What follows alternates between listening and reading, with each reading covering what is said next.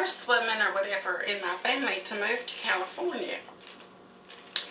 I do have this one relative who says that that's not true, that we have an ancestor, Jacques Cousteau, who was actually a Viking, and he came here before the so-called Native Americans. So we have, anyway, it's like kind of a big deal that I am the first one to come out here, because it's like I'm famous or something. I really don't know, but anyway, everyone was like starting to plan their vacations and everything. They wanted to come to my house. They were coming out of the wooden,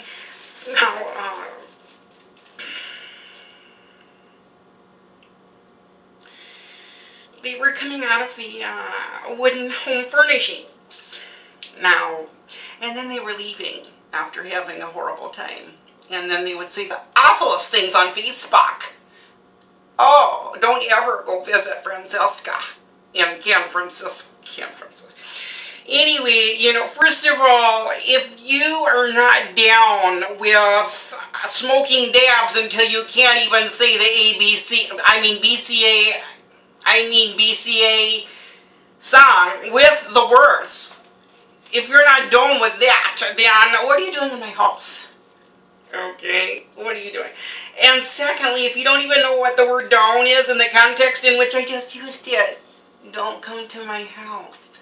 I hired a private investigator after the last couple, Peggy and Tom, left. Tom, he got into this argument with, there's this little weekly paper, and it's like, the front page said something about safe spaces, and he's like, I'm a man, I don't need a safe space. And so I told him, you know what, the United States of America is a giant safe space thanks to our men and women and otherwise in the uniforms of the United States military, and also our police forces. Okay. So, you live in a giant safe space, so you don't have any room, you see, to say anything. Do you? No. You don't. So I hired a private investigator because I was like, well, hey, oh, by the way, I do know that I have a fishing thing in my hair because that's why my hair looks so horrible right now. It's because Tom got it stuck, and anyway, I'm going to have to deal with that later. But this is what I found out, is that people come to California and you don't know the culture, so you like have a bad time and your feelings are hurt. So, first of all, the first rule of thumb is never use colloquialisms. I know I used the one about the wooden furniture, people coming out of the wooden furniture. See. But I didn't really mean that. You know,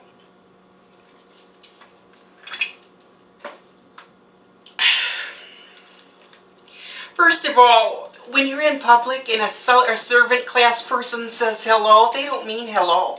And I've tried my best to explain this, and the best way I figured it out is brilliant. My friend tells her friends this. She's like, have you watched The Princess Bride when Wesley says, as you wish? He doesn't mean as you wish, he means I love you. And so when the servers say, how are you? They don't mean how are you, they mean what do you want? Why are you here?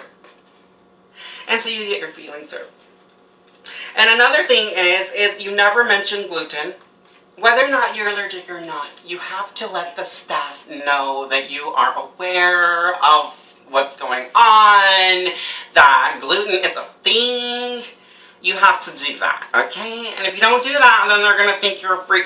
And the last thing that you have to do is, like, if you really want to show your humanity, like that you're down with the wait staff or whatever, you have to leave something like a piece of chewing gum or orthodontic pick, one of those plastic picks.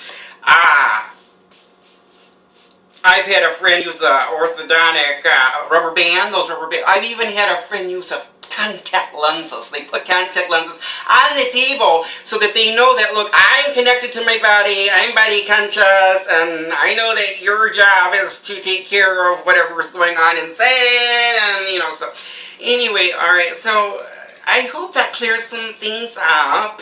Come to my house, let's smoke some dabs, let's get down, let's have fun. And alright, okay, alright, well,